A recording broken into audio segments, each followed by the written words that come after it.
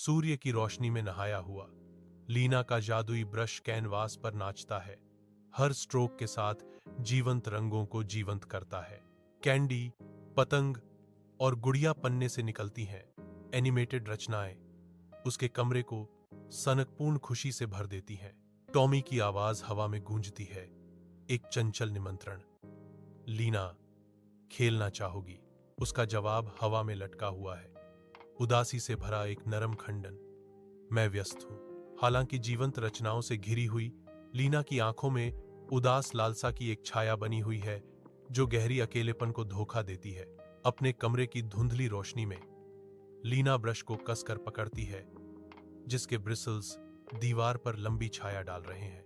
वह फिर से कोशिश करती है, उसकी आंखों में उम्मीद की एक झलक, लेकिन ब्रश हठपूर्वक निष्क्रिय रहता है। निराशा बढ़ती है, उसकी भौहें सिकुड़ जाती हैं, क्योंकि वह अड़ियल उपकरण को घूरती है। तुम काम क्यों नहीं कर रही हो? लीना फुसफुसाती है, उसकी आवाज बढ़ती निराशा से भरी हुई है। उसके चेहरे पर एक उभरती हुई अनुभूति छा जाती है। अपराधबोध की एक कसक उसे बुरी तरह से प्रभावित करती है। वह भारी मन से समझती है कि जादू के लिए केवल अधिकार से अधिक की आवश्यकता है।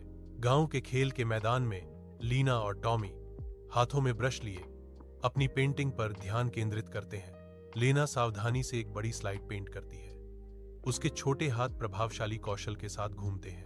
टॉमी लग्न से झूलों को पेंट करता है, उसकी भौहें गहरी एकाग्रता में तनी हुई हैं। ब्रश एक अलौकिक प्रकाश से चमकने लगते हैं, जिससे उनके चेहरों पर एक कोमल चमक पड़ती है। चमकीले रंगों से चित्रित बच्चे इकट्ठा होते हैं, उनकी हंसी गांव में गूंजती है। टॉमी की आवाज मासूमियत भरी बुद्धिमत्ता के साथ गूंजती है, देखा, बांटने से सब कुछ बेहतर हो जाता है।